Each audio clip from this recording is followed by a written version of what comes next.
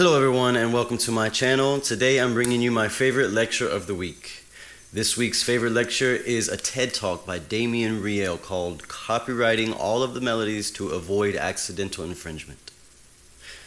So before we get started, I just want to say thanks for watching, thanks for clicking the video, and if you would like to, click that subscribe button. I sure would appreciate it, and hit the like button if you like this video, and let me know down in the comments below, have you ever had to deal with copyright infringement in regards to your music or making music in any way, and if so, how did that turn out for you? Let us know down in the comments. We want to hear from you. So we're just going to go ahead and dive into this. My favorite TED Talk of the week here, my favorite lecture of the week. Making melodies is a minefield in regards to copyright law. But you may never have to worry about it again because Damian Riel's work recently might have changed the game in regards to the litany revolving around melodies and copyright.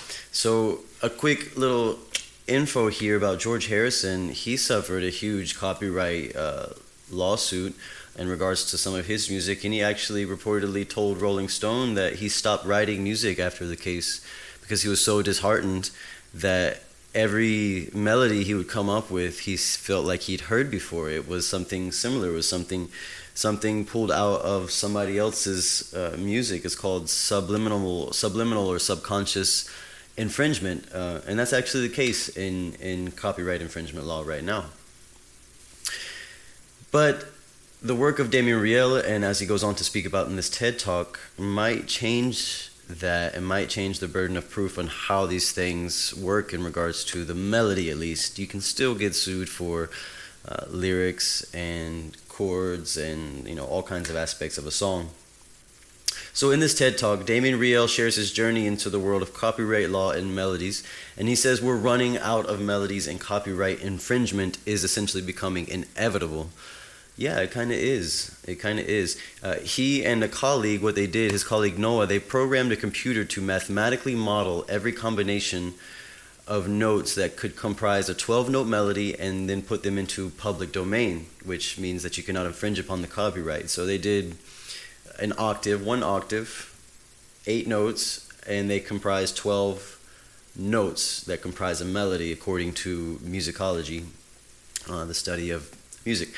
And so this completely excludes, of course, anything besides pop music, anything outside of our, standard Western modalities, and excludes the Eastern musics where they use different types of semitones and other types of melodies, which is interesting. But in regards to the most commonly litigated copyright cases, it's typically around pop music, right?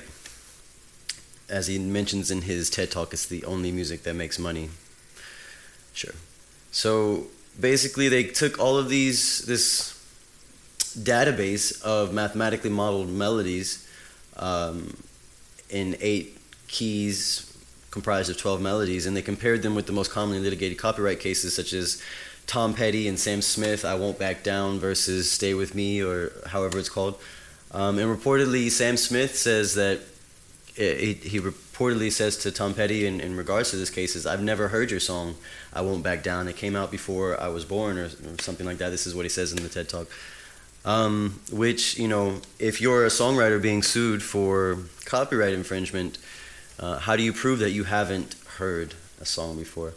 Another example is the Queen versus the Vanilla Ice copyright lawsuit. Ding, ding, ding, ding, ding, ding, ding, ding, ding, ding, ding, ding. I mean, that's probably one of the more famous ones, right? And how do you prove, that this isn't a copyright infringement? It's quite difficult. So what a lot of artists do these days, instead of going to the trouble of going through lawsuits and lawyers and the courts and giving it up to a jury, they just make the melody copyright holder a co-songwriter, which is cool. I think that's a cool idea. I mean, unless it's a right out blatant type of infringement upon the copyright. I mean, So they compared all of their mathematically modeled melodies that they created and put into a database into the public domain, which was 1 octave, 8 pitches, and 12 notes that comprise their melody. Now this is primarily focused on Western pop music. Obviously, the majority of copyright cases are Western pop music and excludes modalities of music that use semitones and other types of melodic scales and progressions and things like this. But regardless, they compared their database now of all of these mathematically modeled melodies with the most commonly litigated copyright cases, and some of the most famous examples he uses are Tom Petty and Sam Smith, I Won't Back Down versus Stay With Me, and Queen versus Vanilla Ice, those songs, Under Pressure, and Vanilla Ice's songs, Ice Ice Baby. I'm sure you've heard of that one before. Din din din din din din din. Okay, whatever.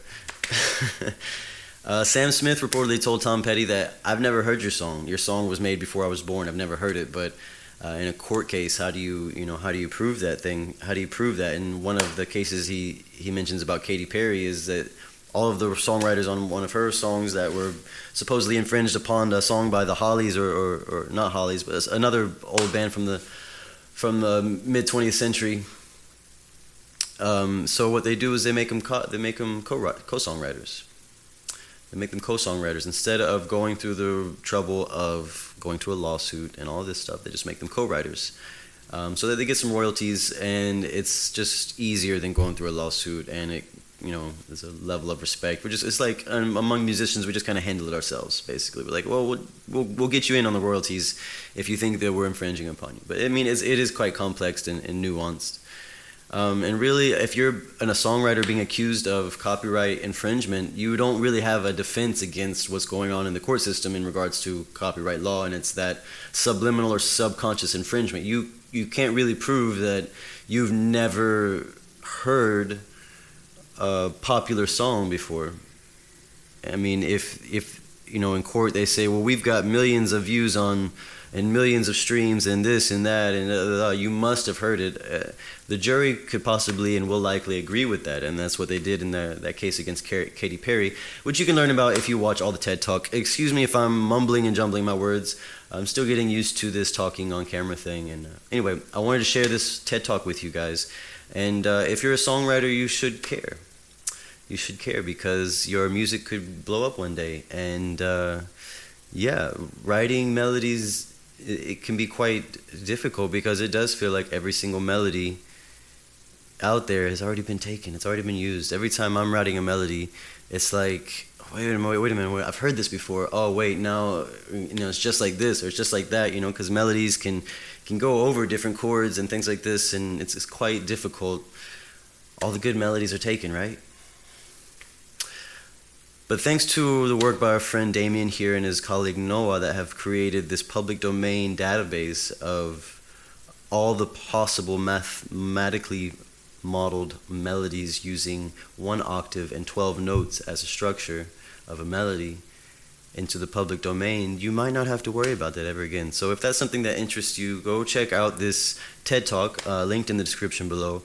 And if you like this content, make sure once again to subscribe, like, share, comment, show me some love. And once again, leave me a comment down below if you've ever had to deal with copyright infringement on your music and things like this. It's very interesting. So we'll see you next time. Peace.